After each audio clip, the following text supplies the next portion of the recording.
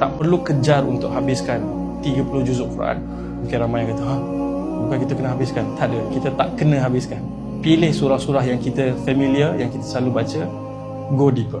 Kalau Ramadan ini ada 2 surah yang kita pilih, kita nak study. First half Ramadan surah ni, second half Ramadan surah ni. Kita study, kita faham, dan setiap kali kita baca, selepas kita faham tu dirasa berbeza, itu adalah guidance.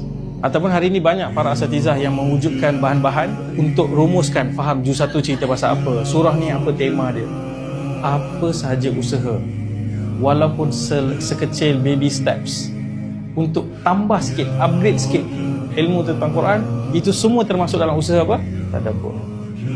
Itu semua termasuk dalam usaha tadabbur. Lebih baik daripada langsung tak ada effort untuk nak faham, hanya baca, nak kejar habiskan. What's the point? Dia macam ni, macam doktor, kita pergi jumpa rawat, kita nak rawat roh kita kan. Doktor bagi prescription, dia tulis, ini ubat-ubat yang kamu kena ambil, ini benda-benda yang kamu kena stop makan. Itulah Quran, kita bayangkan. Sepatutnya kita tengok dan kita buat apa yang Quran suruh, dan kita akan jadi sihat kan. Kebanyakan kita buat apa? Seolah-olah balik rumah, ambil preskripsi yang doktor bagi tu, celup dalam air, minum air. Dan dia kata, kenapa tak sembuh kan? Nampak tak apa missing point dia? Missing point dia, di situ ada message. Memang ada elemen keberkatan pada message tu. Membacanya pahala, setiap satu huruf 10 pahala. Tapi itu bare minimum. Kita bukan sekadar nak ulang-ulang tanpa kita ada apa-apa tahap kefahaman. Kita nak aplikasikan apa yang doktor bagi tahu dalam prescription tu.